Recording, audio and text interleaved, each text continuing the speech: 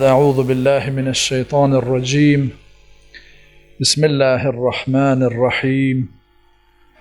الحمد لله رب العالمين وبارئ الخلائق الأجمعين، والصلاة والسلام على سيدنا ونبينا حبيب إله العالمين وطبيب نفوسنا أبي القاسم محمد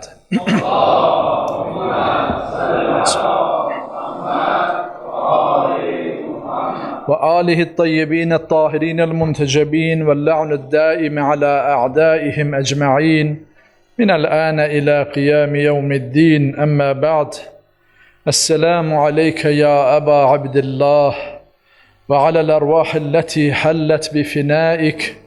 عليك مني سلام الله أبدا ما بقيت وما بقي الليل والنهار، ولا جعله الله آخر العهد مني لزيارتكم.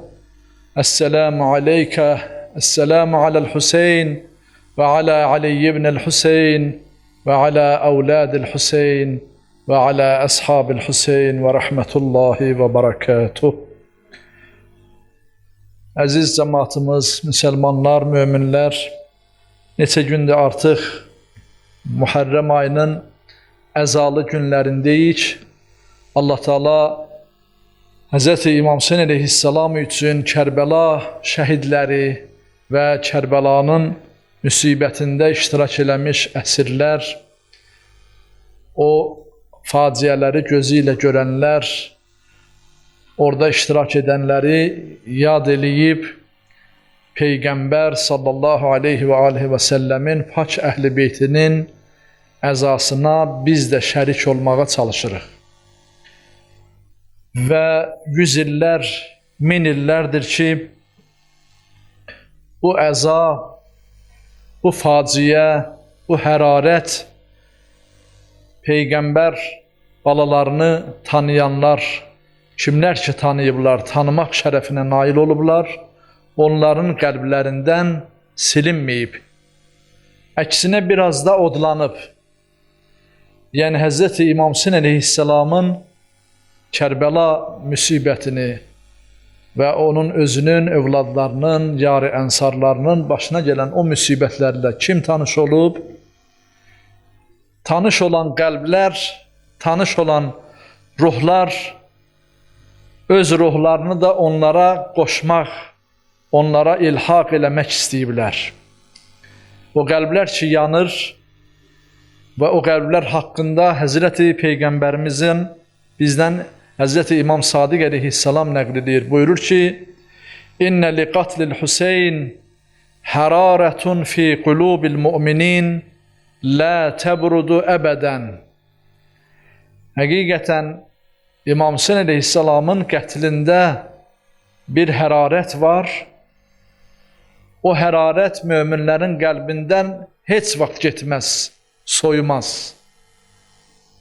Yəni Kərbəla hadisəsi sönməyən bir köz kimi möminlərin qəlbinə düşüb, düşər qiyamət gününə qədər və o qəlblərdən silinməz, getməz.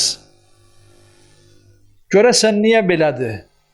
Kərbəla hadisəsi bu qədər acıdır, bu qədər sönməzdir, bu hərarət sönən deyil. Baxmayaraq ki, tarixdə çox böyük hadisələr olub. Elə müharibələr olub ki, minlərlə insan şəhid olub və yaxud müsəlman şəhid olub. Yüzlərlə insanı çox ağlasılmaz şiddətlə qətlə yetiriblər, əzaların kəsiblər, doğrayıblar. Və o hadisələr də tarixin səhifələrində düzdür, yazılıdır. Amma bu dərəcədə hər il qeyd olunmaz və yaxud hər il insanların qəlblərinə bu qədər köz kimi düşməz. Görürsən, niyə Peyğəmbər övladlarından, xüsusən də Həzrəti İmam Hüseyn əleyhissalamın bu müsibəti insanların qəlblərində bu qədər yer edir. Bu qədər İmam Hüseyn əleyhissalamı tanıyan, artıq onunla tanış olmaq, necə deyirlər, şərəfinə nail olan qəlblər İmam Hüseyn əleyhissalamdan ayrı qala bilmir. Bunu əimmə əthar, pak Peyğəmbər övladları, imamları da zikr ediblər öz hədis şəriflərində və onlar özləri ilk öncə İmam Hüseyn əleyhissalamın əzasının, müsibətini xatırlayıb, yad ediblər və bizlərə də əslində bir növ tövsiyələri də budur ki, Peyğəmbər balalarının Kərbəladakı müsibətini yad eləyək, unutmayaq. Kərbəla faciəsinin unudulmamasının səbəblərindən birin deyirlər ki, əsas səbəblərdən biri budur ki, əvvəla orada şəhid olanların məqamı ucadır. Düzdür, tarixdə qeyd edildiyi kimi çox müharibələr olub, çox şiddətlər olub, çox itkilər olub, qan qadalar olub, iman əhilləri şəhadətə yetişənlər olub. Amma Kərbəlada olan faciə digər faciələrdən məqam və mənzilət baxımından fərqlidir. Necə ki, Allah-u Teala özünə qoşulan şirki ən ağır zülm adlandırdığı kimi Qur'an-ı Kərimdə ən ağır zülm Allah-u Teala buyurur ki, insanın özünə etdiyi ən böyük zülm Allaha şərik qoşmasıdır. Başqasını Allaha şərik qoşmasıdır. Niyə bu ən ağır zülm sayılır? Yəni, o qədər zülmlər var ki, insan övladı o qədər günahlar edir ki, niyə o günahların içərisində ən böyük günah, ən bağışlanmaz günah, Allah Teala ən ağır günahı, bağışlanmayan günahı, ən böyük zülmü bəndələri üçün Allaha şərik qoşmanı hesab edir. Ona görə ki, Allahdan uca başqası yoxdur ki, ona qarşı bizi xəlq edən, bizim varoluşumuzun səbəbkarı, bizi yaradana qarşı olan bu etinasızlıqdan artıq etinasızlıq ola bilərmi? Allah Teala'ya qarşı edilən bu zülm onun məqamına görədir. Yəni, uca Rəbbimizin məqamına görədir ki, ona edilən etinasızlıq, ona edilən hörmətsizlik, ona qoşulan şəriklik aləmdə ən böyük edilən zülm kimidir. Eynilə də Peyğəmbər balalarına, Peyğəmbər övladlarına qarşı edilən ən böyük zülm, daha doğrusu onlara qarşı edilmiş hörmətsizlik, onlara qarşı edilən cürət, ilahi hüccətə qarşı edilən cürət ən böyük zülmlərdəndir. Və bu zülm, yəni bu faciə ona görə ağır faciələrdəndir. İkincisi, Hz. İmam Hüseyn əleyhissalamın və onun yarı ənsarının Kərbəladakı göstərdikləri fədakarlıq, qarşılıqsız fədakarlığa görədir ki, bu hadisə qalıcıdır, baqidir. Aradan hələm-hələm gedən deyil. Qalıcı olanlar nədir? Allah Qur'an-ı Kərimdə buyurur, وَمَا عِنْدَكُمْ يَنْفُدُ وَمَا عِنْدَ اللّٰهِ بَاقٍ Buyurur ki, sizin yanınızda olanlar aradan gedəndirlər, fənaya uğrayandırlar. Yəni, nələr ki qazanmışsınız, əldə etmişsiniz, dünyaya aid, mal olsun, pul olsun, ad olsun, san olsun, şöhrət olsun və s. İstər maddi olsun, istər qeyri-maddi. Sizin əlinizdə olan, yəni Allah üçün olmayan, Allaha görə olmayan, istənilən şey yənfud, aradan gedəndir. Amma o şey ki, Allah yanına göndərmişsiniz, Allah yanındadır. Və mə indəllah, Allahın yanında olan baqidir, əbədidir. Və lənəcziyənnəl-ləzi sabaru əcruhum bi əhsənə mə kənu ya'məlun. İlahi vəzifələri yerinə yetirməkdə səbr etmiş kəslərin çox gözəl əməlləri müqabilində mükafatları veriləcəkdir və yaxud mükafatlarını verəcəyik. Yəni, Allah yolunda hansı əziyyətlər çəkiblərsə, hansı çətinliklərdən keçiblərsə, hansı sıxıntılara görə səbr ediblərsə, Allaha görə biz onun mütləq əcrini və mükafatını verəcəyik. Allah üçün Hz. İmam Hüseyn əleyhissalam və onun səhabələri, yarı ənsarı və onun övladları səbr edənlər idilər, dözən idilər, səbr edənlər idilər. Həqiqətən də Hz. İmam Hüseyn əleyhissalamın yanında olan səhabələrə də Hz. İmam deyəndə ki, yəni Aşuradan əvvəlki gecə deyəndə ki, kim istəsə getsin, beyətimi üzərindən götürürəm, gedə bilər. Hər kəs azaddır. Amma heç kəs getmək istəmədi və bəyan elədi ki, sabahsı gün burada artıq Rəbbimizə qovuşmaq günüdür. Yəni sabah müharibə olacaq və hər kəs kim ki qalacaq, ölümlə üzləşəcək, şəhadətlə üzləşəcək. Kim canından, malından, övladlarından, evindən, dünyaya bağlı olan şeylərdən qorxusu varsa, azaddır.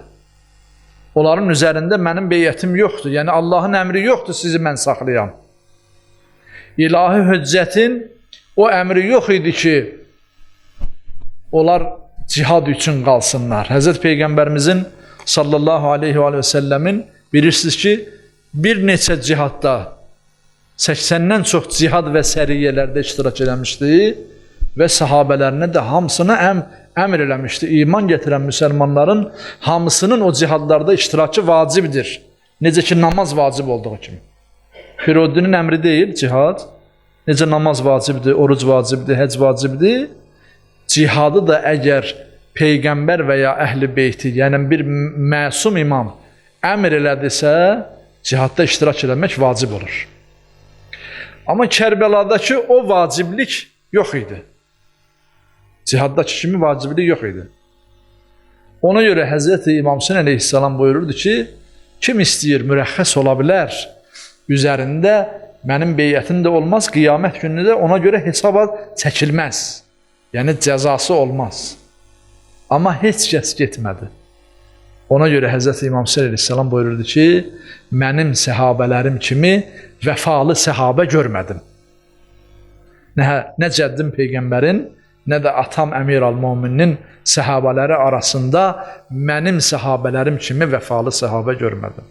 Niyə buyururdu? Çünki baxmayaraq ki, vacib əmr yox idi, ilahi bir vacib əmr yox idi, amma Allahın höccətinin yolunda canlarını fəda eləməyə hazır oldular. O höccət ki, Allah Taala'nın dini yolunda canını verməyə hazır idi, o səhabələrdə, o insanlar da, 72 şühəda da imam yolunda, imamın getdiyi yolda, o müqəddəs yolda canlarını verməyə, yəni tibun nəfslə, istəyərək, yəni bir əmr, ilahi əmr olmadan, sevərək canlarını verməyə hazır oldular. Ona görə Hz. İmam Hüseyn əleyhissalam və onun səhabələrinin etdiyi hərəkət, davranış təkcə səxavət deyildi. Səxavət odur ki, insanın məsələn iki şey var, iki əlində bir ilahi neməti var, 2 manatı var, birini bir sail istəyə, ehtiyacı olan istəyə, birini verər. 2 manatından birini verər. Bu səxavətdir. Amma əlində elə bir manatdır və özünün də o 1 manata ehtiyacı var, onun hamısını verər, bu artıq səxavət deyil. Bu isardır, bu fədakarlıqdır. Hz. İmam Hüseyn əleyhissalamın və yarı ənsarının fədakarlığı isar idi. Özlərindən keçə bilmək idi. Artıq özlərindən keçirdilər. Yəni nəyi var? Bir canları var idi, onu da Allah yolunda qurban verməyə hazır idilər. Ona görə onların məqamı və mənziləti böyüdür. Kərbəla şəhidlərinin məqamı, mənziləti böyüdür. Amma İmam Hüseyn əleyhissalam niyə tarixdə bu qədər iz salıb? Niyə aləm hər il İmam Hüseyn əleyhissalamı yaddan çıxartmır? Çünki Hz. İmam Hüseyn əleyhissalam bəşəriyyəti, insanlığı, Peyğəmbər ümmətini ilahi höccətlərlə əlaqəsini möhkəmləndirən imam idi. Əgər İmam Hüseyn əleyhissalamın Kərbəla faciəsi, hadisəsi olmasaydı, bəlkə də ondan sonraki zamanlarda da, necə ki özündən əvvəlki dövrdə Hz. İmam Həsən əleyhissalam İmam Əmir el-Möminin əleyhissalamın dövründəki müsəlmanlarla imamı arasında olan o soyuq münasibət özündən sonra da davam edə bilərdi. İnsanlar heç imamını tanımazdı. Amma İmam Hüseyin əleyhissalam, ona görə Əyyimə Əthar da özündən sonraki bütün imamlar da Hz. İmam Hüseyin əleyhissalamı zikr eləməyi həm özlərinə vacib eləmişdilər, həm də ümmətə vacib edirlər ki, imamı zikr eləyin. Çünki Hz. İmam Hüseyin əleyhissalam öz fədakarlığı ilə, ilahi höccətlə ümmət arasında ruh bağlılığını, ruhun bağlılığını, yəni itaəti, imamı tanımağı ümmətə çatdırdı. Ümmətlə tanış elədi, insanlığa çatdırdı, bəşəriyyətə çatdırdı. Çox böyük bir məktəbdir, çox böyük bir işdir. Hz. İmamın fədakarlığı olmasaydı, necə ki ondan sonraki imamları da bəziləri dediyi kimi elə alim kimi tanıyacaq idi. Bəli, yaxşı, gözəl alimdir, təqvalı insandır, elə də tanıyacaq idi. Amma bir ilahi hüccət kimi tanınmasında İmam Baqir əleyhissalamın, İmam Sadiq əleyhissalamın, İmam Musa Kazım əleyhissalamın, hətta cəmaatlə ünsiyyəti belə məhdudlaşmış İmam Həsən Əskəri əleyhissalamın, İmam Cavad əleyhissalamın, İmam Ali Yənnəqi əleyhissalamın, onların da belə ilahi hüccət olaraq tanınmasının əsas səbəbkarı, sütunu Həzrət İmam Hüseyin əleyhissalamdır. Yəni ilahi hüccətlərin bəşəriyyət içərisində, müsəlmanlar içərisində tanınmasının, insanların onları Allahın hüccəti, imamı olmağını tanınmasının əsas səbəbkarı Hz. İmam Hüseyin əleyhissalamın bax bu Kərbəla fədakarlığıdır. Ona görə Allah Teala bu Kərbəla fədakarlığını bizə unutturmamağı əmr edir. Bəlkə də Allah Teala ona görə onun qətlinin hərarətini bizim qəlbimizdə, onu sevənlərin qəlbində baqi eləyib, qiyamət gününə qədər saxlayıb, ilahi hüccətləri tanımaq üçün. Çünki təkcə kitab kifayət deyildi. Necə ki, Həzrət Peyğəmbərimiz sallallahu aleyhi və səlləm buyurur ki, sizə iki ağır və qiymətli mən əmanət buraxıram. İki ağır və dəyərli əmanət buraxıram. Biri kitab, Qur'an-ı Kərim, biri də mənim əhl-i beytimdir. Və bunlar ikisi də mən hovuzun kənarında olarkən mənə ikisi birlikdə gəlib yetişərlər. Təkcə kitab gəlməz. Onunla bərabər o kitabın şərh edənlər, o kitabın alimləri, o kitabı bilənlər, insanlara çatdıranlar, yəni kitabla insanları birləşdirən, əlaqələndirən, kitabın elmlərini insanlara təlim edənlər, ikisi birlikdə gəlib mənə yetişərlər. Hz. Musa əleyhissalam Tur Sinaya getdi. Bilirsiniz, Qur'an-ı Kərimdə də Allah Teala zikr edir, Ərəf surəsində. Allah dəvət elədi Tur Sinaya ki, Tövratı nazil eləyəcəkdi Hz. Musa əleyhissalama. 30 gün, əvvəlcə 30 gün Allah Teala vədə vermişdi. Sonra Allah buyurur ki, Qur'an-ı Kərimdə 10 gündə əlavə etdik. 40 gün oldu. Musa əleyhissalam qövmündən ayrılmağı 40 gün oldu. Amma cəmaatla vidalaşanda Musa əleyhissalam vidalaşanda dedi ki 30 günə. Çünki ilk əvvəl 30 günə razılaşdırılmışdı Allah Teala ilə. Vədə almışdı. Və cəmaata da belə bəyan elədi. Bəni İsrail övladlarına da, öz cəmaatına da belə bəyan elədi ki 30 gün sizin aranızda olmaram. Yəni Tur dağında olacaqdı. Və onların üzərində öz vəziri, necə ki Allah Teala'dan istədi, yəni vəsisi Harunu qoydu ki, sizin böyüyünüz Harundur, sizin imamınız Harundur. Harun nə desə ona qulaq asacaqsınız. 30 gün keçəndən sonra o 10 gündən xəbərləri olmadı o cəmaatın. Amma Allah Teala buyurur ki, biz 10 gündə Hz. Musanı öz yanımızda saxladıq. Yəni buraxmadıq cəmaatın içinə. O 10 gün içərisində Bəni İsraildən bəziləri, Samirli kimiləri çıxdılar, dedilər, yox, Musa gəlmədisə, 30 gün tamamlandı, verdiyi sözü tamamladı, gəlmədisə, deməli, bizi aldadıb. Gəlin biz qaydaq dədə babalarımızın dininə. Yenidən bir buzov düzəltdi qızıldan, gətirdikləri qızıldan və başladılar, Harunun da sözünə qulaq asmadılar, ona itaət eləməyə. Bu hekayəti, bu rəvayəti bilirsiniz.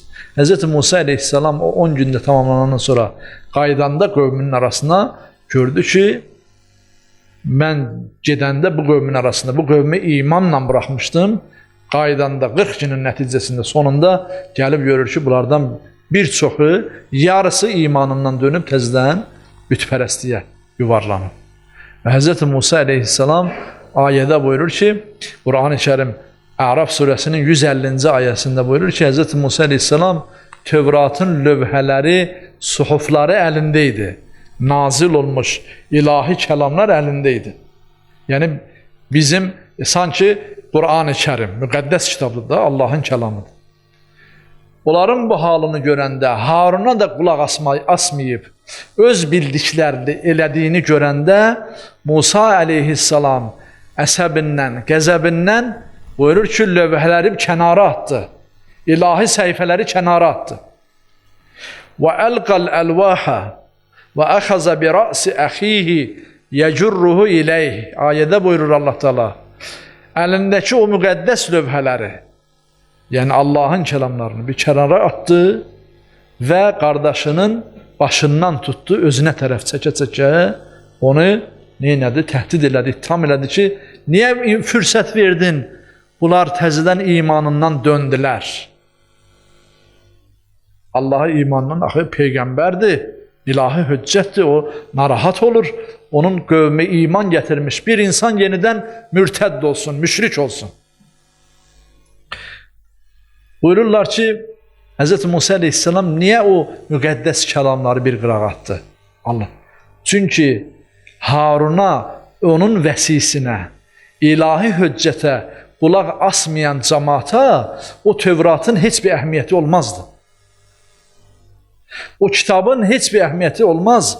Əgər bir peyğəmbər Allahın əmrinə, ilahi hüccətə tabeliyi istəyirsə, o tabeliyi yoxdursa, Allahın kitabının nə əhəmiyyəti olar? Bu mənada Hz. Musa əleyhissalam da onlardan Haruna qulaq asmalarına, Haruna tabi olmalarını istəyirdi. Və bu mənada da həqiqətən ilahi hüccəti tanımadan bizim, yəni İslamı, Qur'anı doğru düzgün yaşamağımız nə dərəcədə kamil olar? Məlumdur. Allahın Resulü Hz. İmam Hüseyin əleyhissalam üçün buyuranda ki, İnnəl Hüseyin misbahul huda və səfinətun nəcat deyəndə nicat gəmisidir, xüsusən nicat gəmisidir deyəndə əslində elə insanların ruhlarını, müminin, müsəlmanların ruhlarının öz imamı ilə tanışlığı və imamı vasitəsilə ruhlarının paklanması və təmizlənməsidir. Kamala yetməsidir. Kamilliyə yetişməsidir. Allah Teala bizi nə üçün xəlq edib? Xəlq eləməkdə məqsəd bizlərin kamilliyə doğru qalxmağımızdır. Yəni peyğəmbərlər göndərib, kitablar göndərib, ilahi hüccətlər təyin edib.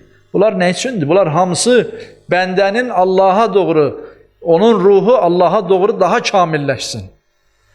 Bəs imamın da vəzifəsi, səfinətun nəcat olan Həzrəti İmam Hüseyin əleyhissalam da o ruhların ilahi hüccətlərlə sinxiyyətidir, yəni bağlılığını təmin etməkdir.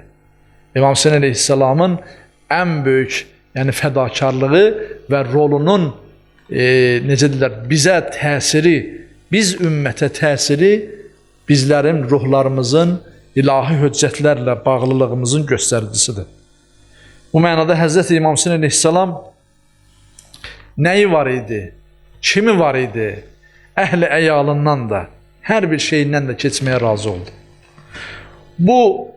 Bu yolda bəlkə də dövründə, tarixi dövründə hər kəsin anlaya bilməyəcəyi bir hadisə oldu.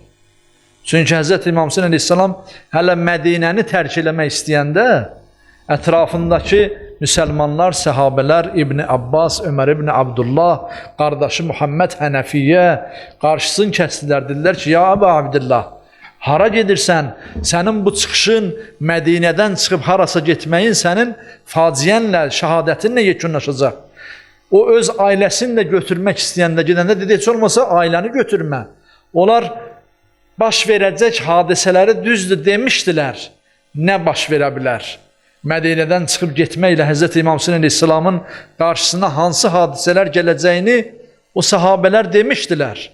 Amma Hz. İmam Hüseyin əleyhissalam bu hadisələrin təkcə öz dövrü üçün eləmirdi ki, zamanı üçün eləmirdi ki, 1000 illər üçün hesablanmış bir hərəkatdır. Qiyamət gününə qədər hesablanmış bir şeydir. Kərbəla hadisəsi, vaqiası. Yəni, öz dövründəki o imamın ilahi hüccətin elədiyi davranışı anlamayanlar, Hz. İmam buyurdu ki, onlar çox israr eləyəndə, qardaşı Muhammed Hənəfi o qədər israr elədi ki, getmə ya Əbə Abdullah, heç olmasa Yəmənə tərəf get, əgər gedirsənsə. Yəməndəki insanlar bizi, Peyğəmbər əhl-i beytini sevəndirlər. Amma Hz. İmam Hüseyin əleyhissalam nə buyurdu? Dedi ki, Allah-u Teala məni şəhid olmağımı istəyir. Və dedilər, bəs övladlarını niyə aparırsan? Körpə balalarını niyə aparırsan? Dedi, onları da əsir olmağını görmək istəyir Allah Teala. Bu nə qədər uzaq görənlidir, bu nə qədər böyük ürəkdir. İlahi hüccətin davranışı budur. Ki 5 ilin, 10 ilin, 100 ilin deyil, 1000 illərin, 1000 illər təsirin qoyacaq bir hərəkatdır. 1000 illər, qiyamət gününə qədər təsirin. Ona görə Hz. İmam Hüseyin əleyhissalamın yad olunması, hər il yad olunmasın, əyyim-i əthar baqi qalınmasını istəyir. Və eyni zamanda, deməli, burada həm ixlasdır, həm də Hz. İmam Hüseyin əleyhissalamın gələcəkdə baş verən bu hadisələrdən biz ümmətin faydasına, biz ümmətin dünya və ahirət xeyrindən ötürüdür. Bu yolda sadəcə insanlar Hz. İmam Hüseyin əleyhissalamla imtihan olunanlar. Necə ki, keçən dəfəki söhbətlərdə buyurduq ki, Peyğəmbər və pak əhl-i beyti, xüsusən də Hz. İmam Hüseyin əleyhissalam hər bir insanın, hər bir müsəlmanın mizanıdır. Ölçü vahididir. Hər bir insan öz həyatını, davranışını, atdığı addımı, etdiyi seçimi İmam Hüseyin əleyhissalamın həyatı ilə, İmam Hüseyin əleyhissalama baxaraq seçməsi lazımdır ki, atdığı addım doğru olsun. Bunlardan da biri Hz. İmamın yanında, daha doğrusu Hz. İmam Hüseyin əleyhissalamı qafiləsini Kərbəlaya tərəf yönəldib qarşısını kəsən Hürr ibn Yezid Riyahidir. Hürr ibn Yezid Riyahi bilirsiniz ki, İbn Ziyad əmr elədi ona, Qadisiyyə deyilən məntəqədə yaşayırdı Hürr. Kufənin yaxınlığında bir məntəqə idi. Amma Kərbəlaya yaxın idi. Kərbəlaya yaxın olduğu üçün İbn Ziyad, yəni Kufə valisi əmr elədi ki, Hürr 1000 nəfərlə, ya bəzi rəvayətlərə görə 1200 nəfərlə qoşunla getsin və İmam Hüseyin əleyhissalamın qarşısını kəssin, Kufəyə daxil olmasının qarşısını kəssin. İmkan verməsin Kufəyə daxil olsun. O da gəldi, qoşunu ilə gəldi, çaparaq gəldilər, Hz. İmam Hüseyin əleyhissalama bir məntəqədə yetişdilər, bir mənzildə yetişdilər, İmam Hüseyin əleyhissalamın qafiləsinə salam elədi, salamlaşdı. Deyir ki, onlar gələndə uzaq məsafə at sürdükləri üçün atları da susuz idi, özləri də susuz idi. Hz. İmam Hüseyin əleyhissalam dedi ki, onlara su verin, gələn bu qoşuna su verin. Öz yarı ənsarları Hürrün qoşununa su verdi, atların suladı və s. Və Hürr gəldi, Hz. İmam Hüseyin əleyhissalamla salamlaşdı və məqsədini bəyan elədi. Dedi ki, məni bunun üçün göndəriblər. Burada bir sərkərdədir, ərəb qəbilələri içərisində tanınmış böyük bir sərkərdədir, vuruşqan, şücaətli bir sərkərdədir. Və məqsədim bəyan edir ki, sizi mənə əmr olunub ki, sizi qoymayam Kufəyə. Aralarında müəyyən söhbətlər oldu. Sonra ta ki gəldilər, Hz. İmam Hüseyin əleyhissalam buyurdu ki, mənim qarşımı alma ey Hürr. Biraz da hərəkət oldu, ta ki gəldilər. Onda İmam Hüseyin əleyhissalam buyurdu ki, qoy onda mən xeymələrimi quracaq bir müvafiq yer tapım. Ta ki Fərata yaxınlaşdı. Hz. İmam Hüseyin əleyhissalam Fərata yaxın yerdə, Kərbəla deyilən bu ərazidə İmam Hüseyin əleyhissalam o yerin adını da öyrənəndən sonra dedi, hə, bizim düşərgəmizin salınacağı yer buradır. Və hələ düşərgəsini salmamış, Həzrət buyurdu ki, bu barədə mənə cəddim Peyğəmbər buyurub. Sonra da bunu da buyurdu. Dedi ki, mən uşaq ikən cəddim Peyğəmbərin babamın sinəsi üstündeydim, oynayırdım. Yəni Həzrət Rasulullah məni nəvaziş edirdi. Həzrət Cəbrail əleyhissalam nazil oldu Peyğəmbərə. Dedi ki, ya Peyğəmbər, bu körpəni, bu övladını çoxmu sevirsən? Hüseyni çoxmu sevirsən? Həzrət Rasulullah dedi, əlbəttə çox sevirəm. Məhəbbətim bəyan elədi. Dedi, onda Allah Teala sənə xəbər verir. Övladın bu Hüseyni bir gün sənin ümmətindən qətlə yetirəcəklər. Bir qism zalimlar bu İmam Hüseyni qətlə yetirəcəklər. Kərbəla deyilən torpaqda, ərazidə. Hz. İmam Hüseyin əleyhissalam bunu da xəbər verdi. O yerə düşəndə, Kərbəlaya düşərgəsini salanda bunu da xəbər verdi. İmam deməli bilirdi hansı addımı açır. Özü də Mədinədən çıxanda da demişdi, məni Allah qatil, şəhid olmağımı gözləyir, görür. Mən şəhid olmalıyam. Bu yola şəhid olmaq üçün çıxıram. Niyə şəhid olmaq üçün? Bax, bugünkü günlər üçün. Qiyamət gününə qədər Hz. Peyğəmbərin dininin hifzi üçün, ədalətin, haqqın qorunması üçün, ədalət meyarlarının itməməsi üçün, o meyarın, o mizanın cəmiyyət içərisində, insanlıq içərisində, müsəlmanlar içərisində qalması üçün. Və deyir, bu zaman Cəbrail əleyhissalam dedi ki, ya Peyğəmbər, onda o Kərbəla torpağından sənə biraz verim. Allah Teala göndərib. Və Kərbəla torpağından bir ovuc Həzrəti Rəsulullah'a verdi. Həzrəti Rəsulullah da onu sonradan Ümmü Sələmə anamıza verdi ki, bunu saxla. Və nə zaman ki Hüseyin qətl olunar, o torpaq qana bulaşar. Həqiqətən də belə oldu. Həzrət İmam Hüseyin əleyhissalam Mədinədən çıxmışdı, Məkkədə də 3 ay qalmışdı, Məkkəni də tərk eləmişdi, Küfə yolunda aylarla yol getmişdi, Kərbəlaya yetişmişdi və Aşuranın 10-cu günündə Ümmü Sələmə evindən vay sədası ilə çıxdı. Vay olsun bugünkü günümüzə, Peyğəmbərimizin balasını şəhid elədilər.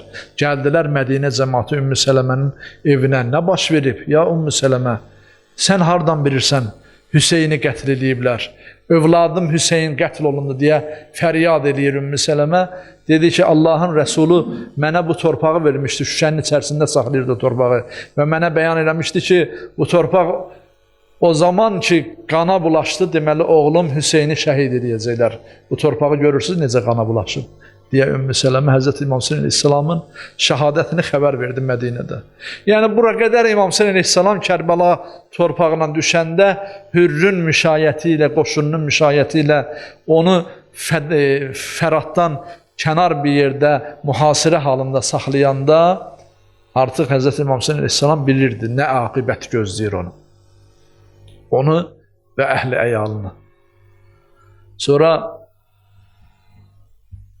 artıq Ömər Sədin qoşunu gəlir, bundan sonra və mühasirəni biraz da dərinləşdirirlər və Ömər Səd Aşura günü səhər sübh namazından sonra əmr edir ki, Həzrət İmam Hüseyin əleyhissalamın xeymələrinə tərəf ox atsınlar, nizə atsınlar. Yəni, müharibəyə təhrik edir İmam Hüseyin əleyhissalamı. Aşura günü. Hür deyir ki, gözləmirdi bu hadisəni ki, Küfədən gələn qoşun və onun başçısı, sərkərdələri Peyğəmbər balalarına bu cürəti eləsinlər. İmam Hüseyin əleyhissalama ox atsınlar, müharibəyə təhrik eləsinlər. Deyir, Hür yaxınlaşdı Ömər Sədə. Gün ortaya yaxın. Gördü ki, bunlar artıq cürət eləmək istəyir. Qoşun hazırlayırlar ki, İmam Hüseyin Aleyhisselamın xeymələrinə tərəf qoşun göndərsin. Onlarla vuruşmağa hazır olsunlar. Deyir, yaxınlaşdı Ömər Sədə.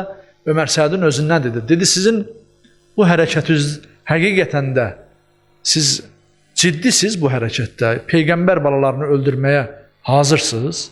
Axı, orada körpə balalar var. Orada qocalar, qadınlar, uşaqlar, hər kəs var. Peyğəmbər ailəsi var. Ömər Səd bilirsiniz nə cavab verdi? Dedi ki, əlbəttə mən ciddiyəm. Mən onlarla elə savaşacağam ki, bir nəfərin nə başında, nə üstündə başı qalacaq, nə bədənində qolları qalacaq. Bu qədər şiddətlə, yəni vuruşmaq istəyini bildirdi. Hürrə bunu görəndə gördü ki, yox, bu məsələ çox ciddi məsələdir. Bu səhv eləyib, nə böyük xəta eləyib. Peyğəmbər balalarını mühasirədə saxlayıb, nə Kufəyə buraxıb, nə Fərata yaxın buraxıb və indi də qoşun kəsib Fəratın qarşısın. Artıq 2 gündən çoxdur, 3 günə yaxındır, su vermirlər Peyğəmbər evlatlarına. Məsələnin bu qədər ciddi olduğunu başa düşdü. Başa düşdü, deyir, öz qəbiləsindən, özü də qəbiləsi ilə gəlmişdi. O 1000 nəfərin içərisində qəbiləsi ilə gəlmişdi. Deyir, qəbiləsindən Muhacir ibn Avs nəql eləyir. Yəni, bu məqtəllərdə də mənbəsi ilə belə keçir. Muhacir ibn Avs nəql eləyir. Deyir, mən gördüm, Ömər Sədin yanından qaydan hür sərgərdan kimi, başını itirmiş kimi, bilmir neynəsin. Halı özündə deyil, çox narahatdır. Gah o tərəfə gedir, gah bu tərəfə gedir. Özü də taqətsizdir. Sanki dizlərinin bağı qırılıb. Biraz keçəndən sonra yaxınlaşdım ona. Dedim, ya hür, niyə belə edirsən? Sən axı dizi bükülməyən, qolu qatlanmayan bir sərkərdəsən. Sənin bu halın nədir? Dedi ki, mən çox ağır bir iş görmüşəm. Mən çox böyük bir səhv eləmişəm. Peyğəmbər balalarını mühasirəyə almışam, bu zalimlərin əlinə vermişəm. Nə böyük xəta eləmişəm. Mən bu səhvimi necə düzəldəcəm? 2 seçim arasındayam. Muhacir deyir ki, mənə dedi ki, 2 seçim arasındayam. Ya cəhənnəm, ya cənnəti seçməliyəm. Ya cəhənnəmə tərəf getməliyəm, ya cənnətə tərəf. Sonra dedi ki, davamında biraz da fikirləşdi.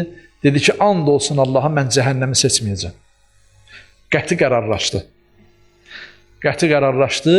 Qardaşını da götürdü, oğlunu da götürdü. Gəldi yavaş-yavaş, gördüm ki, İmam Hüseyin Aleyhisselamın xeymələrinə tərəf gedir. Atla gedir. Deyir, əvvəl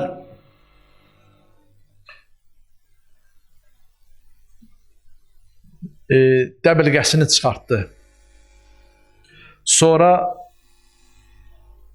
döyüş paltarını dəyişdi, daha doğrusu zirehini götürdü, çıxartdı və döyüş, necə deyirlər, paltarından özünü xali elədi. Yəni, döyüşmək üçün gəlmir. Özünü göstərir ki, mən döyüşmək üçün getmirəm Həzrəti İmam Hüseyin Aleyhisselama tərəf.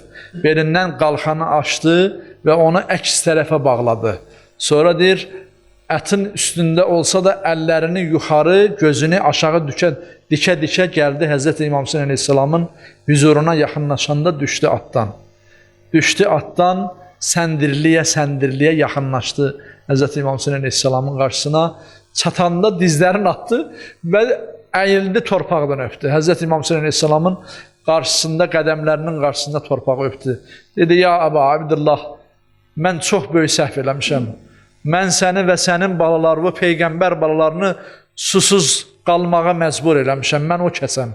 Həzrəti İmam deyəndə ki, sən kimsən, başımı qaldır, görüm kimsən. Dedim, mən o kəsəm ki, səni və sənin balalarını 3 gündür susuz qoymağa məcbur edən mənəm. Deyib, əməlini göstərdi, yəni nə elədiyini göstərdi və onun peşman olduğunu dedi. Dedi, yəbnə Rasulillah, ey Peyğəmbər balası, həlli tövbətən ilallah, mənim Allaha görəsən tövbəm mümkündür. Allah mənim tövbəmi qəbul edər. Mən nə böyük xəta eləmişəm. Həzrəti İmam Hüseyin Aleyhisselam rəhmət imamı, rəhmət, Allahın rəhmət imamı, o rəhimli imam dedi, əlbəttə, nəam yətubullahu aleykə və yəğfiru ləkə, dedi, ey Hür, əlbəttə Allah Teala sənin peşmançılığına görə sənin günahlarını da bağışlayar, tövbəvi də qəbul eləyər.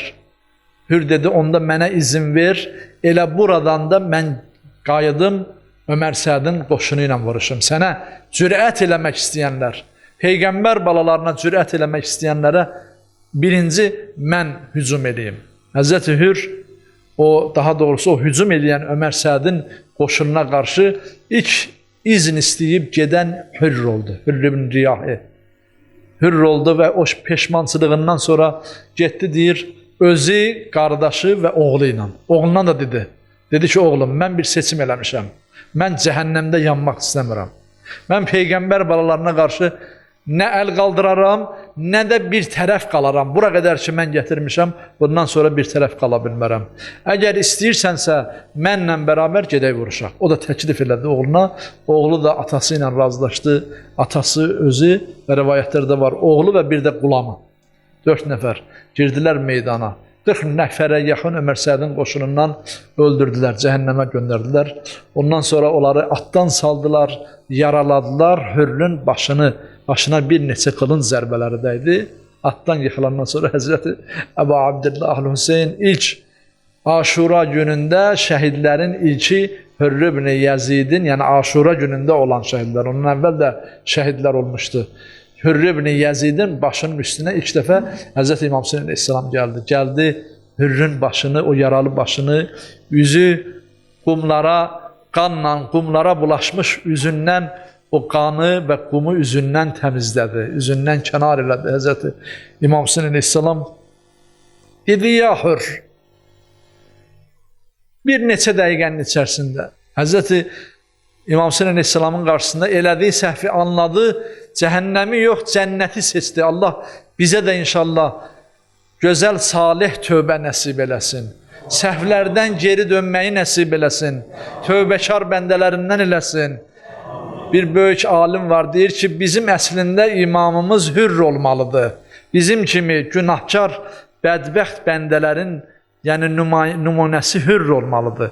Hürr kimi biz də peşman olub tövbə eləyə bilsək vaxtında, səhvimizdən geri dönə bilsək, nə xoş halımıza. Bugün 1400 ilə yaxındır keçir, Hürrün adı dillərdədir. Onun üçün əza məclisi keçirilir. Niyə? Çünki zamanının imamının qarşısında səhvini, xətasını etiraf eləyə bildi. O cürətə sahib ola bildi. Allah Teala bizə də o cürəti nəsib eləsin. Bu gecəsi gecənin ehtiramına günahlarımızı bağışlasın. Bizi tövbəkarlardan eləsin. Həzrəti İmam buyurdu ki, ya Hürr, mə əxtaatkə, mə əxtaat ummukə, səmmətikəl hurr. Dedi, ya Hürr, nə gözəl adın var sənin. Sənin bu ada, ananı səni bu adla adlandırmasında heç də səhv eləməyib. Necə də doğru eləyib. Sən dünya bağlarından özünü kəsə bildin və Allah qatında azad olub şəhadətə yetişdin. Ələ lə'nətullahi alə